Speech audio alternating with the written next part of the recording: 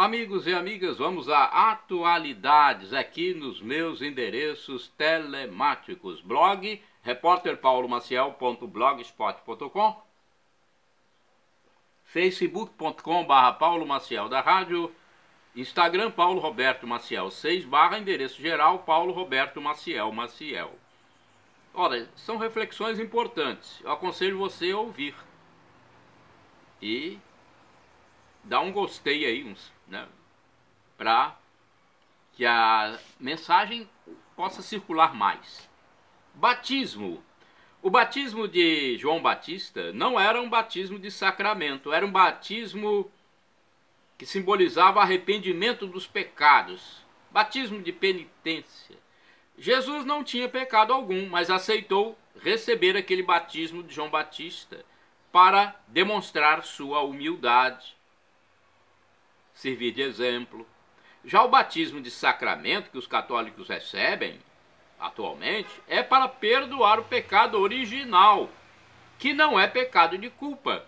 Existe uma carência da graça de Deus por causa do pecado de Adão e Eva, e o cristão recupera a graça de Deus, se torna filho de Deus novamente pelo batismo. Por isso se batizam logo as crianças.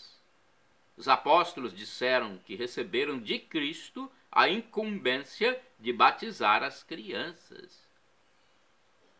Nome de Jesus. Yeshua é o nome de Jesus em hebraico ou aramaico. Em inglês é Jesus. E em latim é Jesus. Olha, eu pesquisei no site do professor e escritor Felipe Rinaldo Queiroz de Aquino, canal no YouTube, onde ele responde as nossas dúvidas. Vai lá! Bate-papo. Passeando pela Praia da Costa, em Vila Velha, na Grande Vitória, Espírito Santo, tive uma conversa com um senhor que disse ser médico. Ele me disse que o segundo coração humano está na batata da perna, que nos possibilita andar, enquanto a segunda consciência está no intestino. Por isso devemos cuidar do que comemos. Tomar cuidado, com o que comemos. Deus. Somente Jesus é a verdade. Ele é Deus, a segunda pessoa da Santíssima Trindade. Tem o Pai, Abba, Pai, e Deus eterno, todo-poderoso, Senhor dos exércitos, e Elohim, El Shaddai, Yahvé. Tem o Filho, Jesus Cristo, e o Espírito Santo.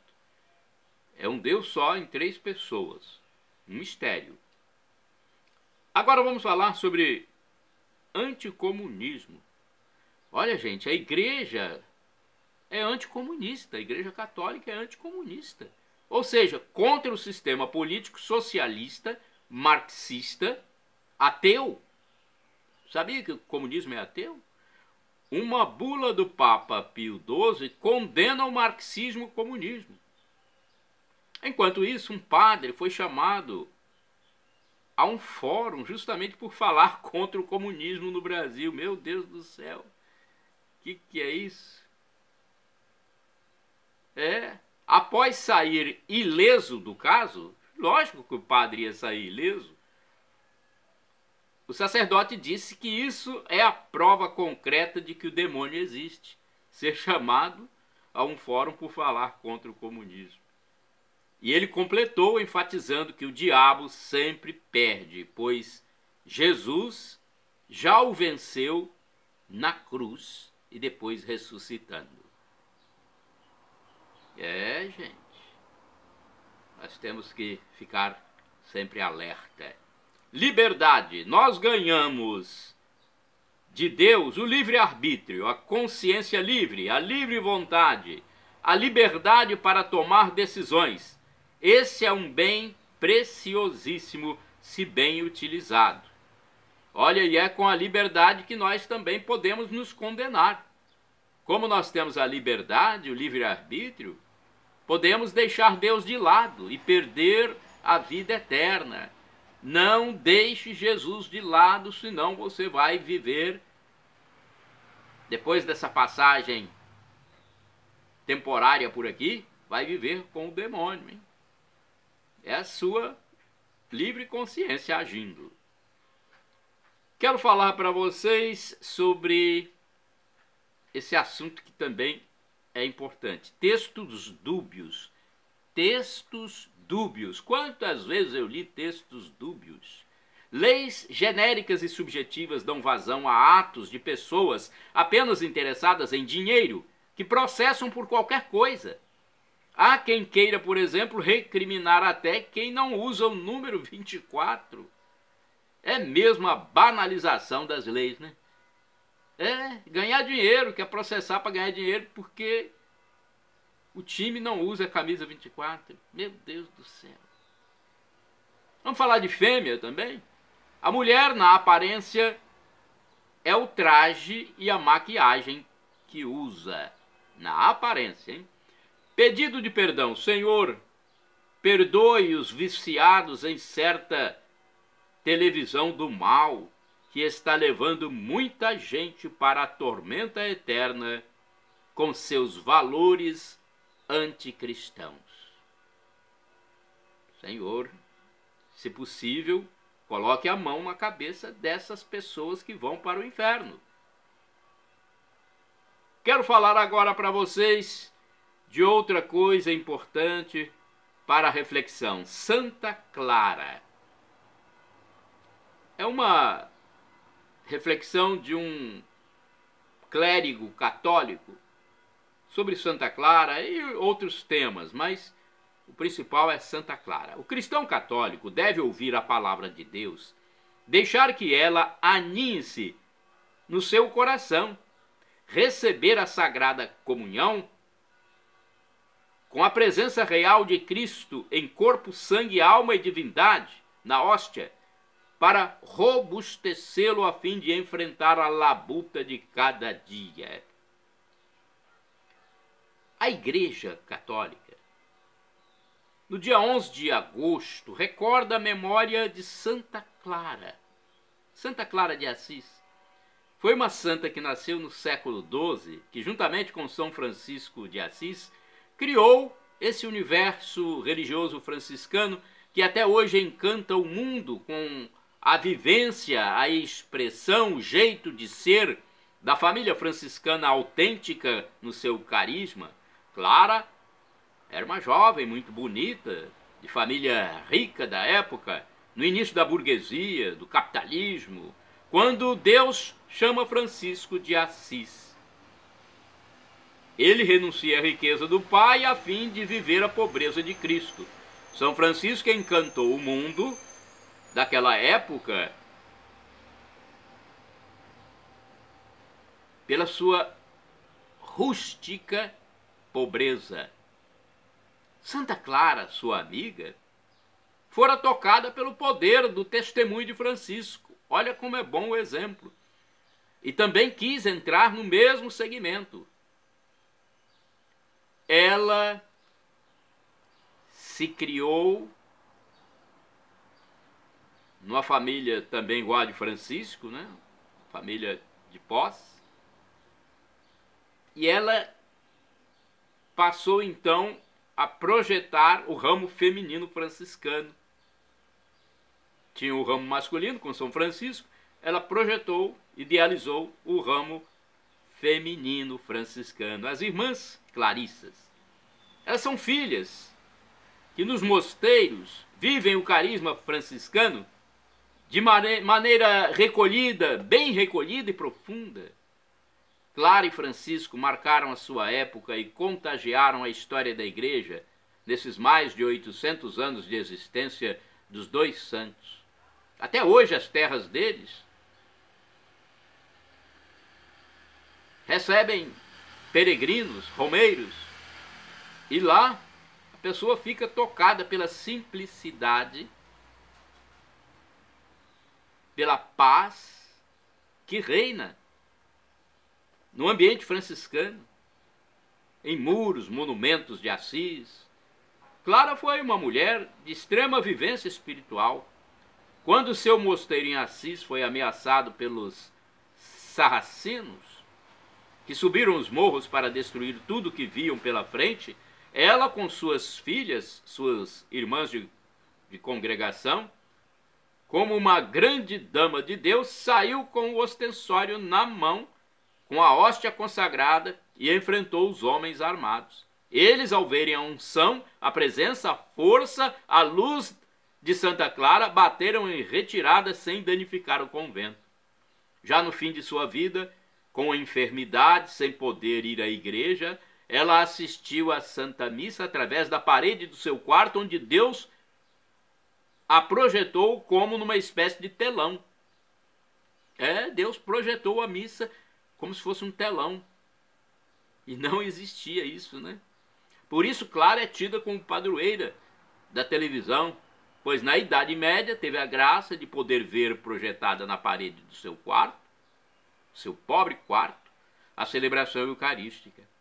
Ela levou para dentro do coração, juntamente com São Francisco, o evangelho puro de Jesus. E haja pureza.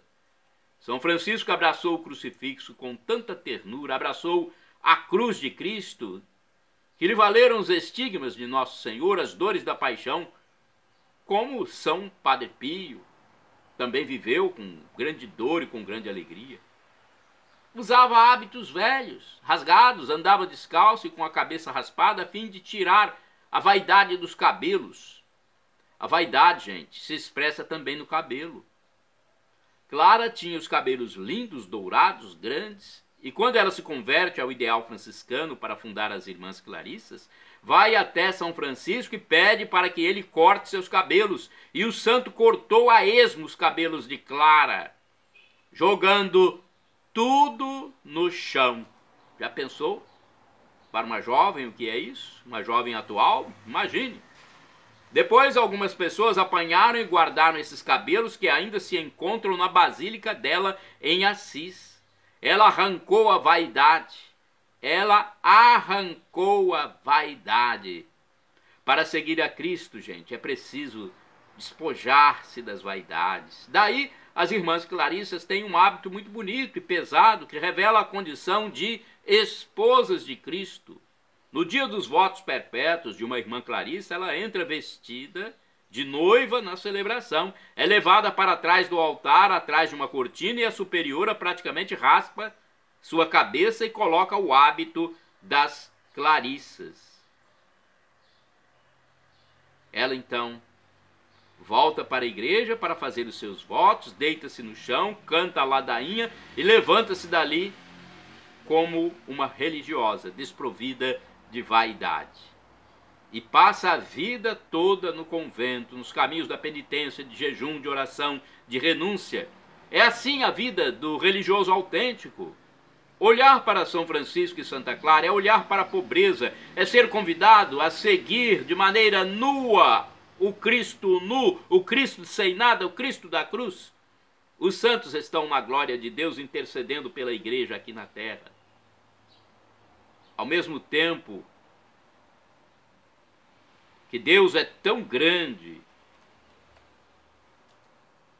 que nós não conseguimos esgotar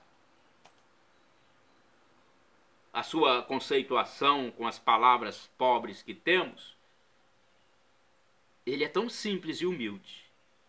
Basta olharmos para a cruz e nos perguntarmos como é que Deus desce do céu, do alto, se encarna num corpo humano para viver o tormento da paixão. É mistério, gente. É o mistério da kenosis, do rebaixamento de Deus à nossa condição humana. Cristo Jesus, em sua pessoa e seus ensinamentos, fascina os nossos corações e continua a tocar o coração de muitos jovens mundo afora.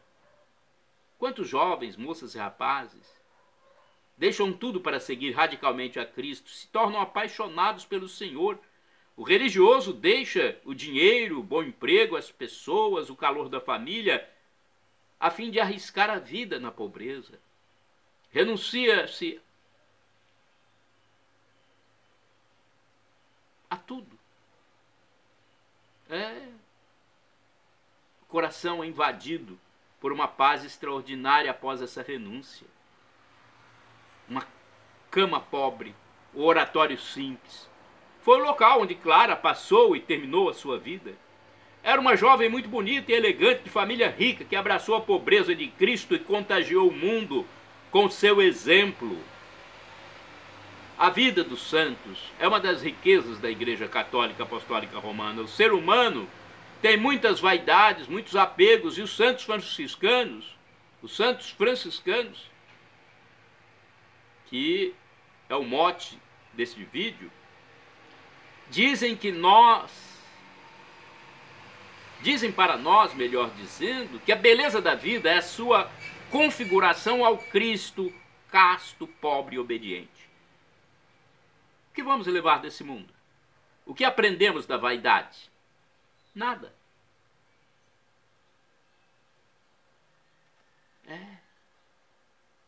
Quantas pessoas gastaram a sua juventude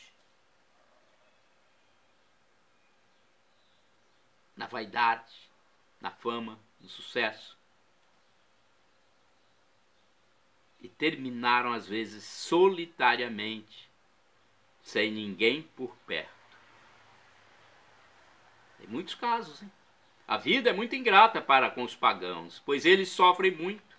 Quantos personagens das décadas de 1960 e 70 que fizeram tanto sucesso com música e morreram asfixiados na maconha, nas drogas, pois perderam o sentido da vida ao se tornarem tão importantes. Ninguém é importante neste mundo, só Deus é importante.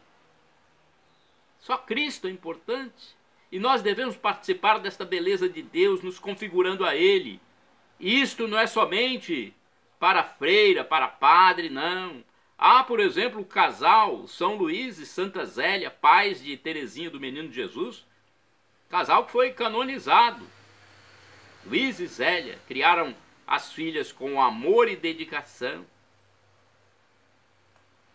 Ela foi profundamente mergulhada no mistério de Deus e ensinava as filhas a viver na graça de Deus, tanto que quatro ingressaram na vida religiosa como freiras. Teresinha já começou a viver a santidade na pequena infância. Deus mostrou o céu para ela aos 4 anos de idade, na sua oração infantil. Depois da experiência, ela correu ao quarto da mãe, que estava gravemente enferma no leito de morte, e disse: mamãe, eu pedi a Jesus para que a senhora morra logo. A mãe perguntou: filha, por que falas isso para a mamãe? E a criança respondeu: porque ele me mostrou o céu, que é muito bonito e bom, e eu não quero te ver mais sofrendo. E a mãe logo depois faleceu. Irmãos e irmãs, os santos tiveram essas graças especiais. Santa Zélia e São Luís são santos. Luís ficou viúvo e cuidou das filhas com tanto amor, oração e respeito que elas adoravam o pai. Teresinha morreu aos 24 anos com tuberculose, depois de viver 7 anos no convento, exalando santidade. No dia do seu falecimento, o convento foi tomado por um cheiro de perfume de rosas, de onde veio o costume da novena das rosas de Santa Teresinha. Shalom Adonai é uma expressão hebraica que significa a paz de Deus. É o que eu desejo para todos vocês que acessam meus endereços telemáticos. @Paulo Roberto Maciel, Maciel 7919. Que Deus abençoe a todos.